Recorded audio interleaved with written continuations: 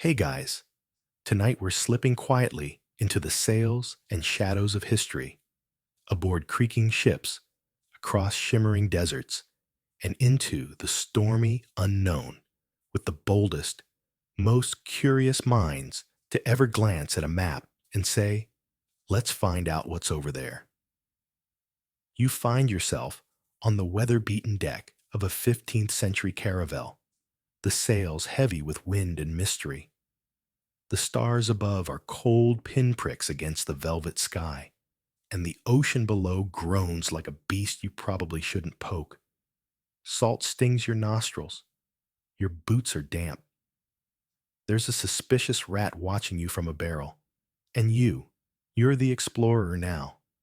But don't worry, you probably won't survive this.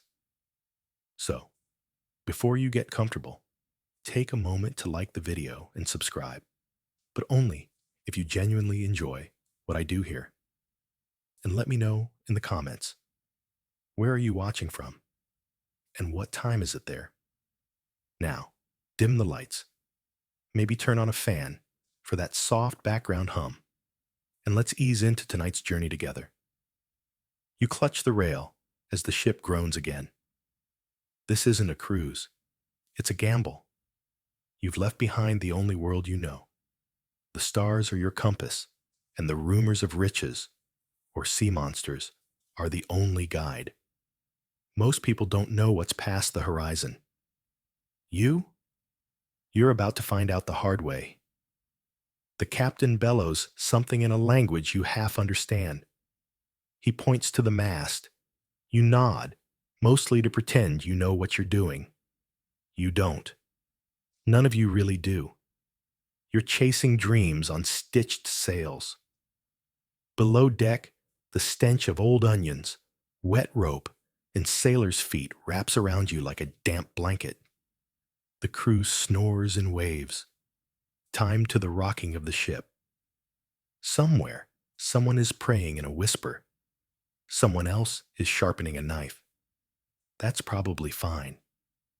Up above, the moonlight slicks across the deck like silver paint. You keep watch for pirates, or whales, or worse, land that isn't supposed to be there. The cartographer swears there's nothing west of here but sea dragons and the edge of the world. You're sort of hoping he's wrong. As the days blur into weeks, you learn the rhythm of the sea. The sails snap. The crew grumbles. Your skin tans, then burns, then peels like old parchment. You start talking to the biscuits before eating them. Sometimes they answer back. That's not great. One morning, there's shouting. Land ho! You stagger up, half asleep and fully skeptical. But there it is, a smudge on the horizon. Could be a mirage. Could be a miracle. Could be a very large, angry bird sitting on a rock. Either way, it's different. And that's the point. You row ashore, boots squelching in unfamiliar mud. Trees arch overhead like cathedral ceilings. Birds you've never heard scream like banshees. The air smells green. You take it all in, heart racing, breath tight. You made it. Somewhere. And yet, your work is just beginning. You sketch the coastline in a leather-bound notebook, trying to ignore the mosquito the size of your thumb. You take notes on the plants, one of which just tried to stab you. You barter awkwardly with the locals using a combination of smiles, grunts, and interpretive dance. That night, under a jungle sky, you lie back on a woven mat. Stars blink through the canopy. You're itchy, sunburned, and emotionally attached to your canteen. But you're also alive. Truly alive. The kind of alive that only comes when you have absolutely no idea what's going to happen tomorrow. Historians still argue whether early explorers were heroes, invaders, lunatics, or all three. Probably a little of each. What's undeniable is that they changed the map, sometimes for better, sometimes for worse. And so, as the jungle hums around you, and your crew snores just like they did on the ship. You drift off with the knowledge that this wild, uncertain, glorious chaos is only the beginning. Tomorrow, the road leads east, or maybe north. You're not sure. That's part of the fun. You wake to the scent of dust and the whisper of silk. No more jungle, no crashing surf. Instead, a dry wind tickles your nose as your boots crunch across sun-baked earth. You're in Central Asia now, following the slow, sinuous thread of the Silk Road alongside none other than Marco Polo. Or rather, you're seeing what he saw, at least in the parts he might not have exaggerated too much. The camels grunt behind you, each one a grumpy ship in this endless sand sea. Their pace is hypnotic, their breath warm and grass-scented as it mists the morning air. You wear layered robes that cling to your skin by noon, and everything, your cloak, your eyebrows, your teeth, is dusted in tan powder. You're starting to understand why medieval travelers always look so tired in portraits. Your caravan snakes through oasis towns like Samarkand and Kashgar, where mosaic-tiled mosques shimmer in the sun, and merchants hawk everything from Persian glass to Mongol meat pies. You sip fermented mare's milk, immediately regret it, and try to look brave as someone hands you what might be roasted yak spleen on a stick. It's chewy. You chew anyway. You pass scribes scratching contracts into scrolls, and fortune tellers tossing bones onto silk. The world here isn't sleeping. It's trading, dreaming, scheming, and you're caught in its strange tide. At night, under canvas tents, you listen to tales spun by candlelight of golden cities, secret languages, and dragons guarding cinnamon groves. One man swears he saw a dog with the face of a man in India. Another claims the Emperor of China has a jewel that lets him talk to the moon. You smile. You nod. You're not saying you believe them, but you're not saying you don't. You finally reach the court of Kublai Khan in Kambaluk, modern-day Beijing. It takes your breath away, and not just because your boots are full of sand and you're running on 2 hours of sleep and a questionable dumpling. The palace is enormous. Marble, gold leaf, carvings of dragons so detailed they seem ready to pounce. Officials in silks glide silently across polished floors. Marco, yes, he's with you, bows deeply, and you mimic him, mostly hoping you don't insult anyone by accidentally saluting the soup.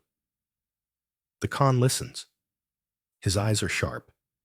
He asks questions through translators, and you realize, with a little chill, that this man commands more land than any emperor in history. His empire stretches farther than you could walk in 5 lifetimes. Historians still argue whether Marco Polo actually made it to China, or if he simply heard good stories and turned them into one long brag-filled travel diary. But if you're here now, walking these echoing halls, then at least tonight, it's all real. You spend weeks in the East, marveling at paper money, fireworks, noodles that seem oddly familiar, and canals so orderly they make European roads look like goat trails. You jot it all down, details for a world back home that won't believe half of it. Your notes include one unusual discovery. In the Imperial Gardens, you're offered sunscreen made from crushed pearls and crocodile dung. It smells awful, but you take some anyway, just in case it's magical. Or at least SPF 30. Eventually, your time runs out. The Khan is generous, but your boots itch for the road. You load up your scrolls, your spices, and your absolutely cursed jade figurine that probably whispers at night. And you turn west again. Crossing back is harder. The romance of the road has given way to calloused feet, bad water, and camels with attitudes. At one point, your guide vanishes for 3 days and returns with no explanation, covered in feathers. You don't ask. You've learned not to ask.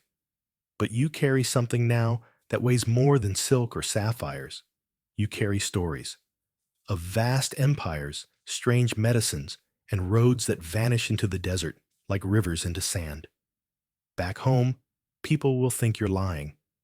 Maybe you are, just a little. But you saw what you saw. As you crest one last dune and see the glint of the Mediterranean far ahead, you exhale. The journey east made you older, browner, possibly mildly poisoned, but also curious in a way you can't turn off anymore. And that, you realize, is what makes an explorer, not the destination, not the gold, just the itch to see what's next. Now you're on the road again, but this one doesn't end, or at least, not for about 30 years. You set out with a simple plan, a holy pilgrimage to Mecca, one city, one destination, in and out. But you should have known better. You're traveling with Ibn Battuta, and he doesn't exactly believe in short trips. By the time you come home, if you ever do, you'll have circled the known world and collected more near-death experiences than souvenirs. The heat outside Tangier is sharp and biting, like the sun's been dipped in chili oil. Your robe sticks to you. Your sandals already smell like despair, and you've barely left Morocco. The year is 1325, and you're 21, full of faith and naivety. That won't last. You journey across North Africa, down into Egypt, where the Nile snakes past crumbling temples and suspiciously alert crocodiles. You float for days, lulled by the river's rhythm, until you reach Cairo, a city that roars like a market on fire. It's noisy, brilliant, filthy, and alive. Minarets scrape the sky, and the call to prayer swirls through alleyways like birdsong wrapped in incense. You pause in awe, but Ibn? He's just getting warmed up. Instead of heading straight east, he detours south into Syria, then into Persia, then India, then somewhere that might have technically been Sri Lanka, but felt more like a fever dream. You've been robbed 3 times, blessed 4, mistaken for royalty once. Long story, involves a borrowed turban, and bitten by a monkey with suspiciously human eyes. Through all of it, you write, not in a journal, exactly, but in your mind. These places feel like sketches burned into your brain. A palace in Delhi with mirrors for ceilings. A cave in the Maldives filled with candles and whispers. A storm off the Swahili coast that cracked the sky like a punishment from God. You keep asking, when do we reach Mecca? Ibn smiles like a man who hasn't checked a calendar since the last empire collapsed. Soon, he says, chewing on a fig. That was 5 countries ago. Eventually, you make it. Mecca rises before you like a mirage built from prayer and marble. Pilgrims flood the city, robes white, voices low, hearts trembling. You complete the Hajj in a trance, spinning around the Kaaba like a drop in an ocean of faith. But Ibn doesn't stop. No, he turns to you afterward and says, now we go farther. Historians still debate whether Ibn Battuta actually went everywhere he claimed, from Timbuktu to Beijing, or if some of his stories were lifted from fellow travelers and added like seasoning. But there's something about the sheer volume of it, the visceral detail, that makes you wonder. Even if half of it wasn't real, the half that is still astonishing. You sail with him to the Indian Ocean, dodging pirates and monsoons. You eat mangoes so sweet they feel illegal. You tour sultanates that welcome you with gold-threaded rugs and quietly imply they might execute you if you offend their parrot. And then, China, a land so strange and structured, it feels like you're inside someone else's dream. Bureaucrats track everything. Tea flows like water. You see a pagoda taller than anything in Africa, and a man with fingernails so long they curl like question marks. You keep getting lost in cities with names you can't pronounce. At one point, you're fairly certain you accidentally joined a wedding procession. You're handed a duck. You don't ask questions anymore. There's a moment in the Maldives when Eben tries to settle down. Marries. Has a child. You blink, and it's over. He's on a boat again. And so are you. Years blur. Borders blur. At one point, you forget what year it is. At another, you forget your own language. All that remains is movement. The next road. The next sail. The next miracle or mess. And finally, after almost 3 decades, you return to Morocco. You stagger into Fez, sunburned and quiet. No one believes where you've been, so you sit down and tell your story to a scholar who writes it all down, probably with raised eyebrows and muttered side comments. And that becomes the rila, the travel, part travelogue, part epic, part wait, he did what? You sit by a fountain now, the world still spinning under your feet. You've crossed deserts, jungles, and empires. You've dodged storms and bribes and snake oil salesmen. And somewhere in that blur of footprints, you stopped being a tourist and became a story. Not a short one. But then, what's the fun in short? You're no longer trudging on foot or clinging to a camel's hump. Now you're towering above the sea on a ship so massive it makes your previous travels feel like child's play. You stand aboard one of Zheng-He's treasure ships, wooden leviathans of the Ming Dynasty, stretching over 400 feet long and packed tighter than a market on festival day. It smells of lacquered wood, salt, and a confusing mixture of cinnamon and fermented fish. You try not to think about the fish. You've got enough to process. There are 9 towering masts above your head, sails flapping like wings of a sleeping dragon. Below deck, amphibious soldiers, interpreters, diplomats, scribes, and horses. Horses. On a ship.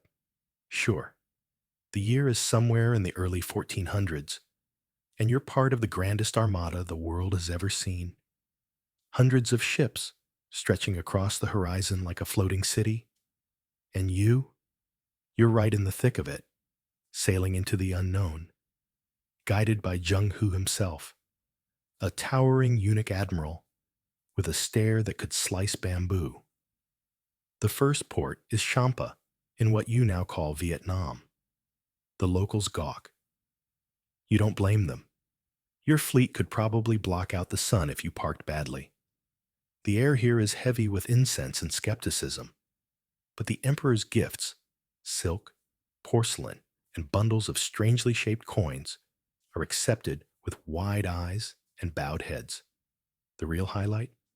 You hand over a giraffe in Bengal. Yes, a giraffe. Picture it stepping off the ship like some divine beast, legs like stilts, head in the clouds, clearly wondering where all the acacia trees went. The locals nearly faint. Some believe it's a mythical killin, a creature of good omen. You nod solemnly and pretend this was the plan all along. From India to the Swahili coast, your journey is less about conquest and more about soft power.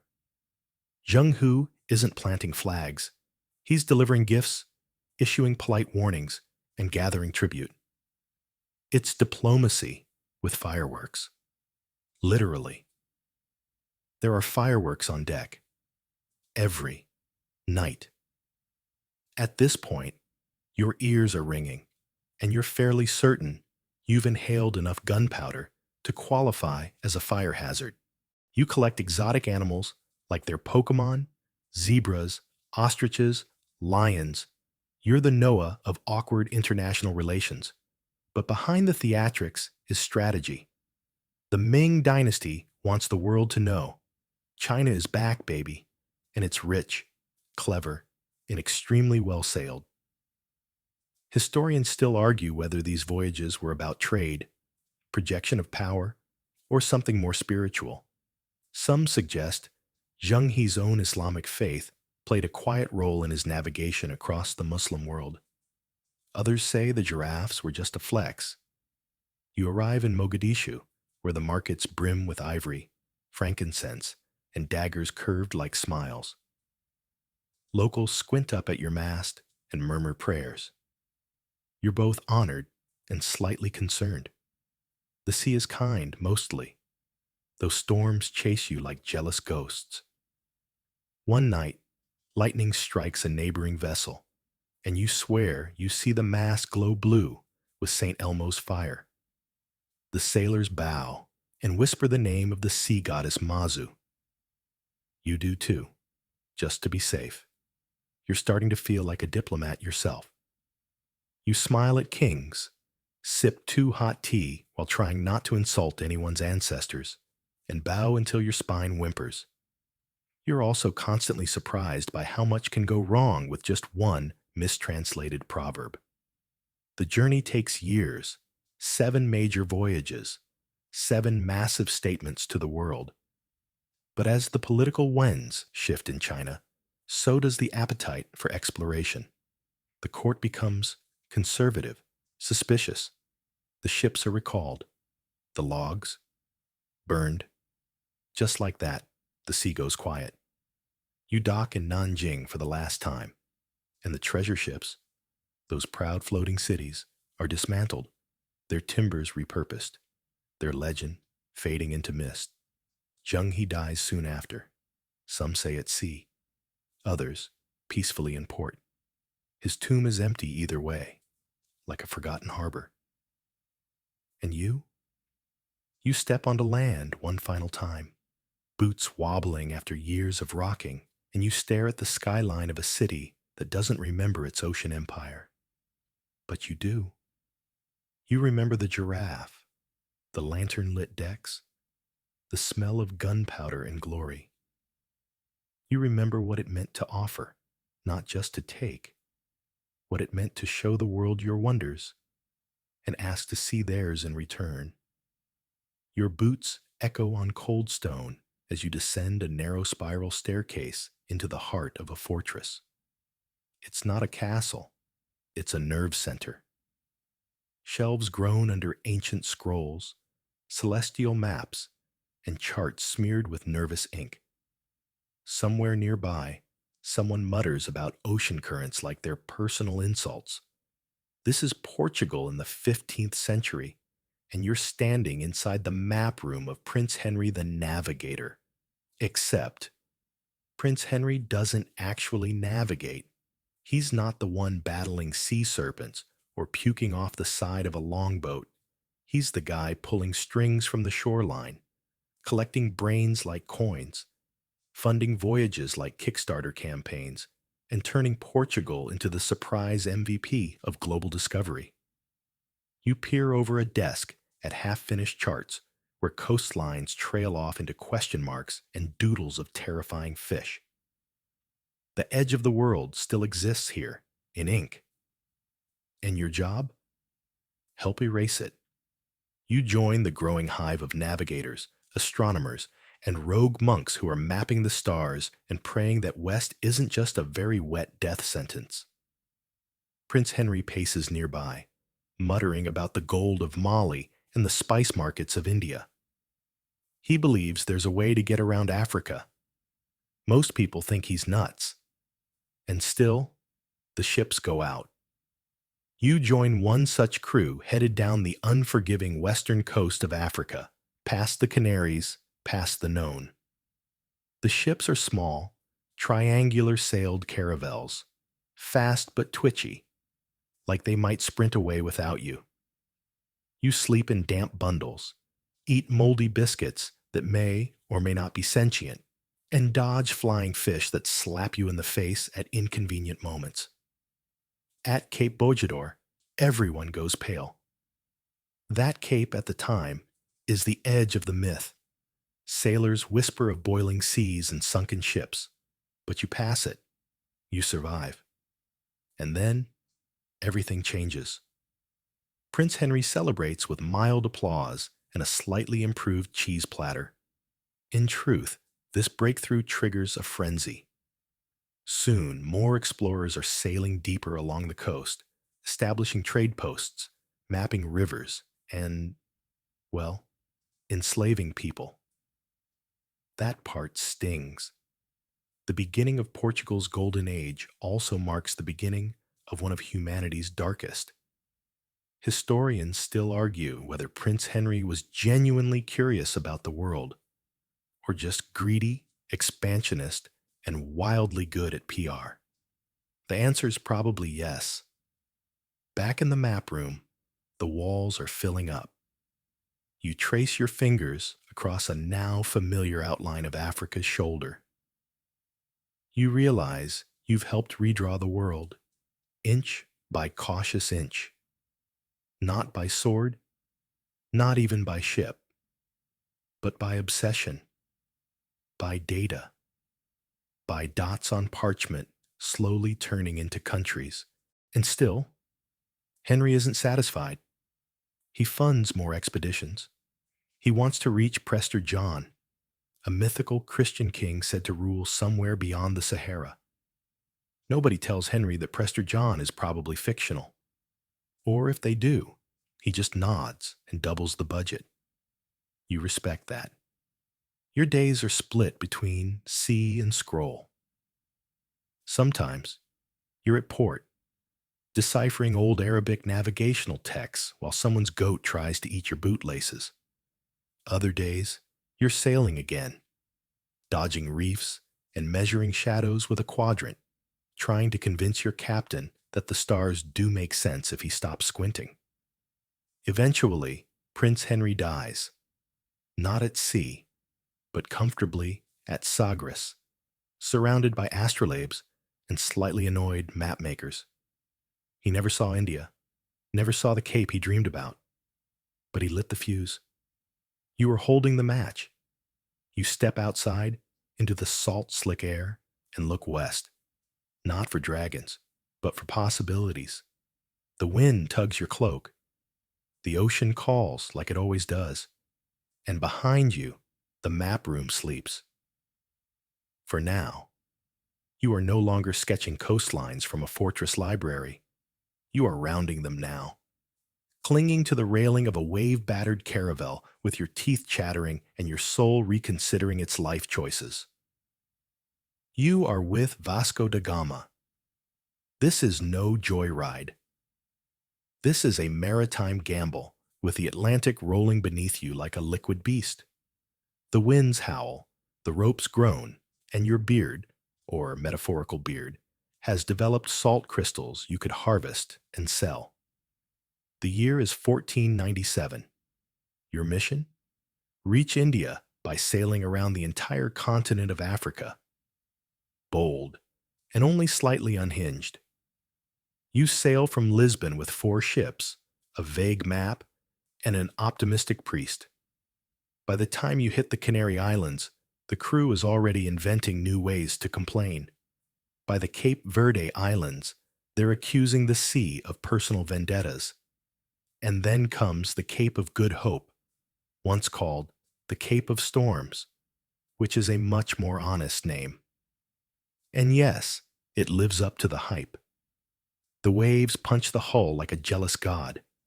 Rain claws your face. The compass spins, the stars vanish, and half the crew is hurling over the side while the other half prays to every deity they've ever heard of, including a couple they just made up. You cling to the rigging, soaked, exhausted, and pretty sure your spleen is relocated, but you make it. South Africa slides past, like the edge of a giant blade. You round the tip and find calmer waters, blinking through the salty spray like someone who's just seen the other side of the map and survived. The east coast of Africa brings new surprises. Swahili trading cities like Mozambique and Mombasa, bustling with merchants, mosques, and rumors. Da Gama tries diplomacy. It goes poorly. Apparently, turning up with heavily armed ships and awkward Portuguese manners isn't always well received. Eventually, in Malindi, you pick up a pilot, an experienced navigator, possibly from Gujarat, who helps steer you across the Indian Ocean using the monsoon winds. Without him, you'd still be circling islands, yelling at seabirds. Finally, you arrive in Calicut, on the southwestern coast of India. You step onto warm sand, breathless, sun-scorched, and lighter by about 40 pounds of body weight and idealism. The air here is heavy with cardamom, cloves, and conversation you don't understand. You present your gifts, some wool, coral, and a few silver trinkets, which the local ruler eyes like you just handed him socks for Christmas. Turns out, India's already fabulously wealthy and not particularly impressed by European enthusiasm. It's a little awkward. Historians still debate whether Da Gama's first reception in India was a diplomatic success or a glorified, nice to meet you, now leave moment. One thing's certain. It paved the way for future Portuguese domination of Indian Ocean trade, by diplomacy, cannon, or both. You linger only briefly. Your return trip is somehow worse. Bad weather, bad luck, bad food. Scurvy joins the crew. So do infections. One of the sailors insists he saw a ghost that stole his shoes. You don't even question it anymore. By the time you limp back to Lisbon in 1499, half your men are dead, the ship is barely holding together, and you smell like an old boot left in the sun. But you're greeted as a hero, because despite everything, you did it. You proved it could be done. The spice route around Africa is no longer just a theory. It's a reality. You've connected Europe to India by sea, and the world will never be the same. Back on land, you feel a strange sort of vertigo, like the ground is too still, like your mind is still out there on the ocean, chasing waves. You can't unsee what you've seen. The curve of continents, the vastness of possibility, the thin line between glory and grave. So you sip thick wine with trembling hands, stare at the flickering hearth, and wonder how long it'll take before the sea calls you again, to link Spain to Asia by sailing west and wrapping around the world like a very sweaty hug. The Atlantic crossing is familiar, but no less grueling. You hit South America and hug the coast, searching for a strait to cut through the continent. Storms slam the ships. Supplies vanish. One vessel deserts and scurries back to Spain. No one talks about them anymore. Then you find it, the Strait of Magellan. It snakes through jagged mountains and ghostly fjords like a watery riddle. The winds howl so fiercely they feel alive. The currents tug like invisible fingers. One moment, you're sailing through ice-choked silence. The next, you're ducking, flying rigging while cursing every saint in your vocabulary.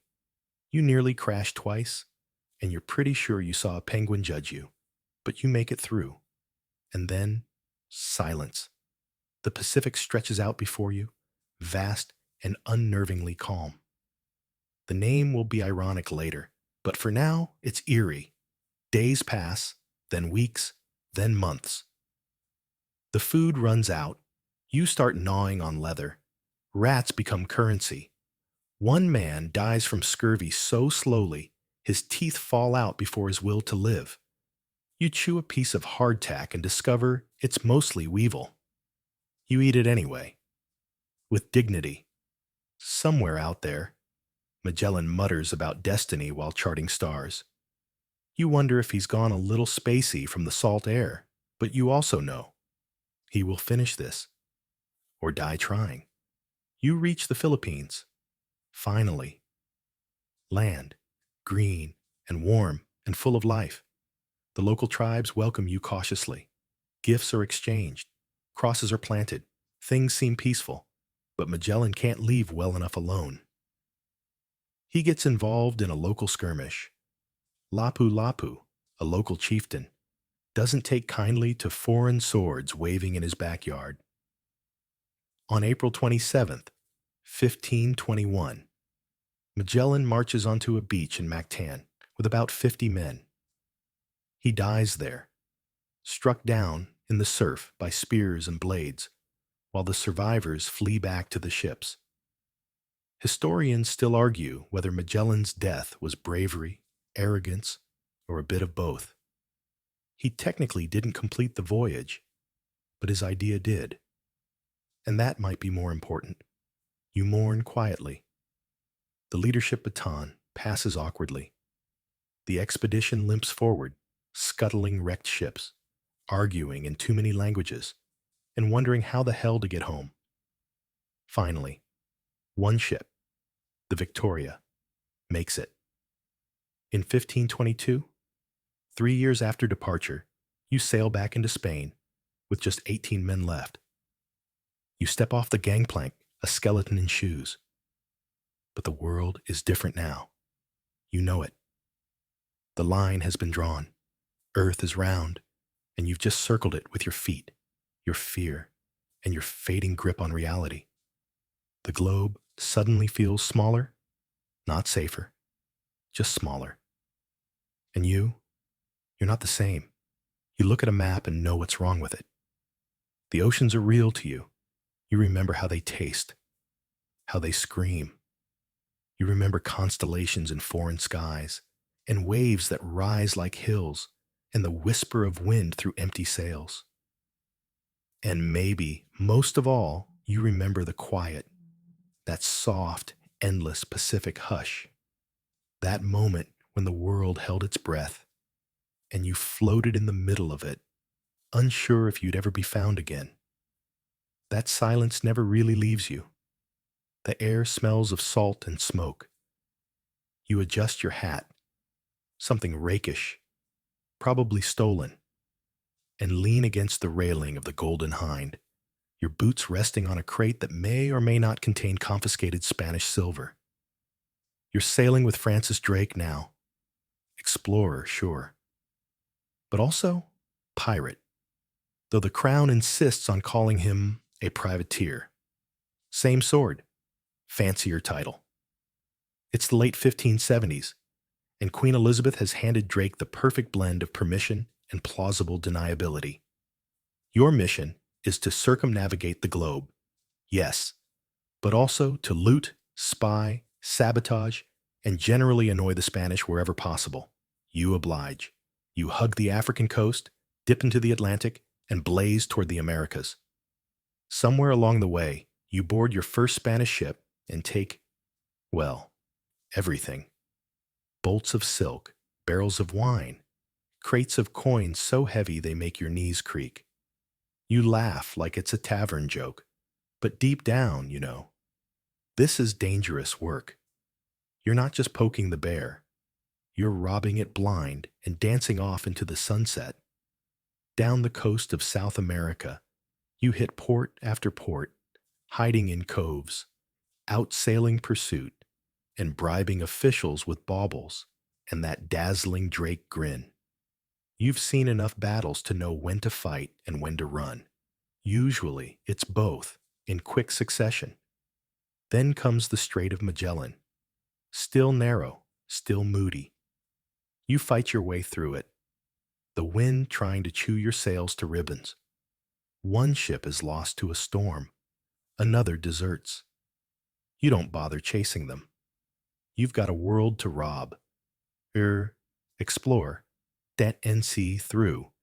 You head up the Pacific coast, striking fear into every Spanish outpost from Valparaiso to Lima.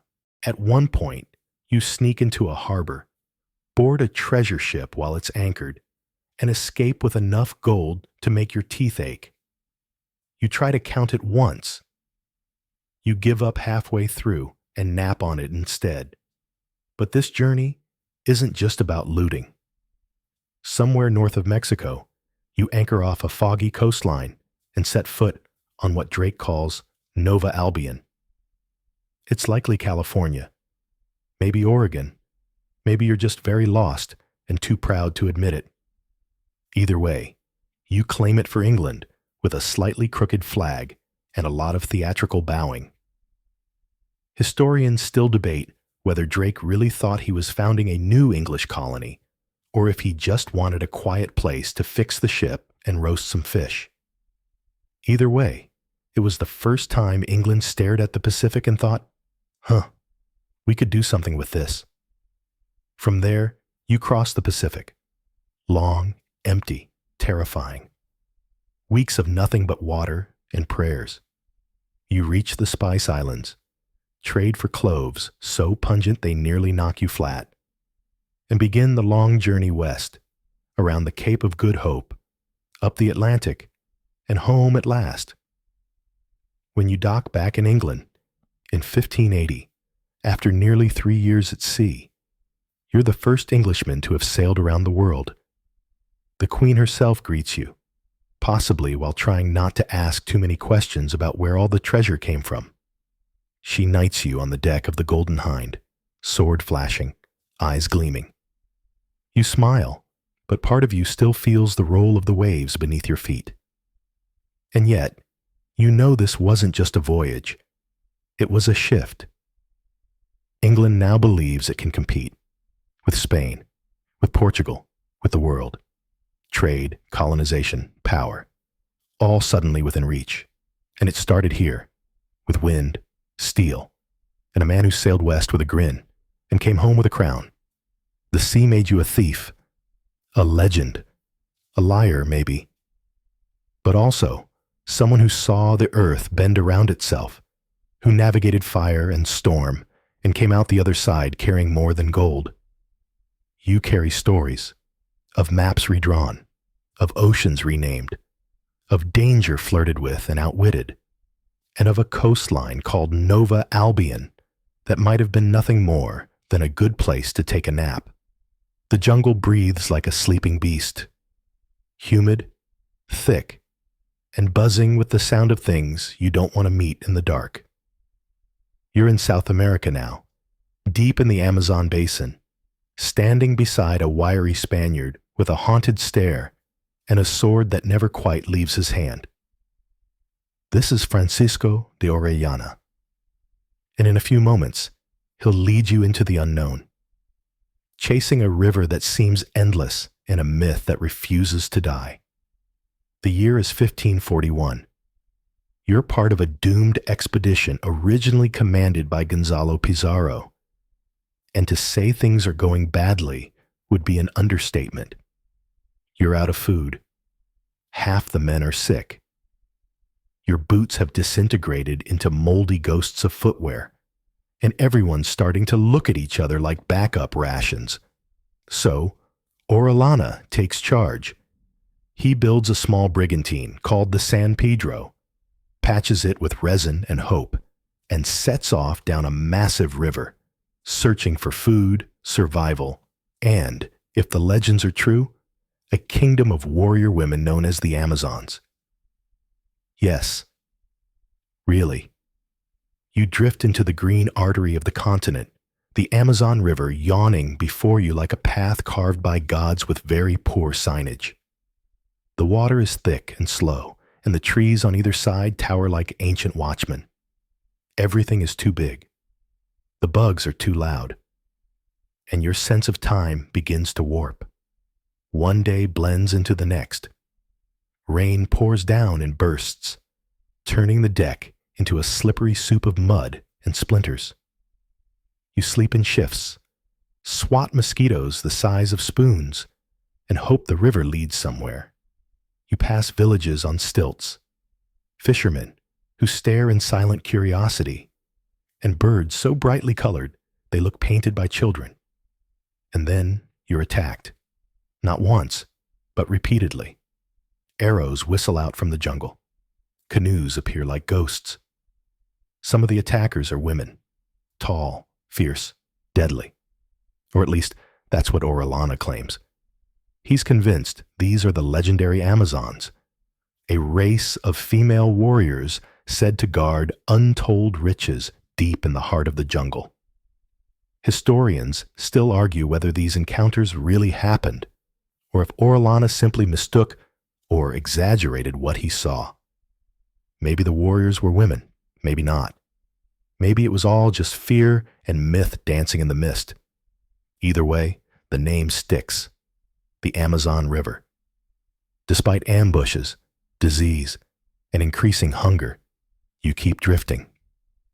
You pass anacondas thicker than your thigh. You eat things that might be edible and drink water you probably shouldn't. One morning, you wake up to find a monkey curled in your hammock. It hisses. You scream. You both agree to never speak of this again. But slowly, miraculously, you survive.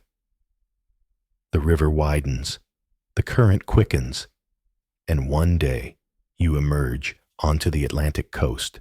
Salt air again. Ships. Civilization. You've crossed an entire continent, from the Andes to the sea, along a river no European had ever fully mapped. You return to Spain half dead, wholly changed. You tell your tale of the great river, the tribes, the battles, and the fierce warrior women who shot arrows with terrifying precision. And Spain listens, wide-eyed, skeptical, hungry. The Amazon becomes legend. And Orellana, both hero and mystery. He tries to return later, but vanishes, swallowed by the very jungle he once defied. And you can't forget it. The green hush, the shadows, the way the river moved beneath you like a sleeping giant's breath, the sound of rain on leaves thicker than armor, the silence between attacks when the jungle just watched. You close your eyes, and you're there again, drifting, sweating, dreaming, wondering if the Amazons are real, or if they simply became real the moment you believed in them.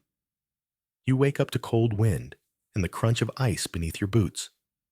No parrots, no palms, no tropical breezes, just a wall of snow, creaking icebergs, and the low groan of a continent that doesn't care whether you live or freeze. Welcome to Antarctica.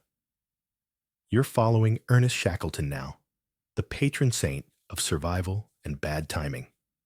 It's 1914, and the modern world is already burning. World War I has just begun. But Shackleton, never one to let global chaos ruin a good adventure, has another plan. He wants to cross the frozen heart of Antarctica on foot. Yes, on foot, across a continent of nothing but ice.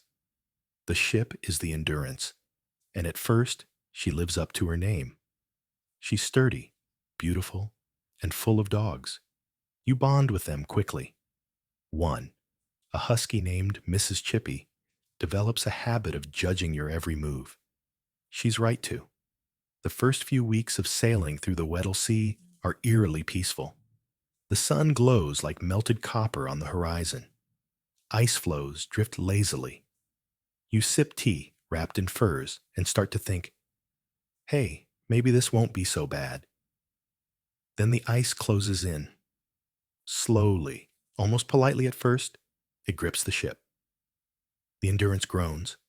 The crew scrambles to chop at the floes, to find a lead, to push forward. But the ice doesn't care. It crushes. It swallows. The Endurance becomes a trapped relic, stuck in a frozen vice. You live like that for months. Months. At first, it's hopeful. Shackleton gives speeches, keeps morale high, organizes soccer games on the ice. You make art, tell stories, try not to go mad. But then the ship begins to break, her hull cracking, groaning, finally collapsing into itself. You watch your lifeline vanish beneath splintering white and realize you're not on an expedition anymore. You're on a survival mission. Historians still marvel at Shackleton's leadership. his sheer refusal to let anyone die. He doesn't panic, he adapts. You haul lifeboats across frozen slabs of ocean. You eat seal. You name every single iceberg, mostly with profanity. You learn the fine art of frostbite prevention and discover that boredom is just fear wearing slippers. Eventually, Shackleton decides to sail, in a lifeboat, over 800 miles of frigid ocean to reach help on South Georgia Island. You don't go with him. Only 5 men do. You watch them vanish into the gray, clutching hope like a candle in the wind. And somehow, they make it. They return 4 months later with a rescue ship. You're thinner, your beard is a small wildlife preserve, and you haven't spoken in complete sentences for weeks. But you're alive. Every single man on Shackleton's expedition survived. Not one death, no conquest, no Antarctic crossing. Just grit, leadership, and sheer frozen determination. You return to civilization, blinking like a cave dweller. Newspapers call you heroes. People cheer. But you're not thinking about medals.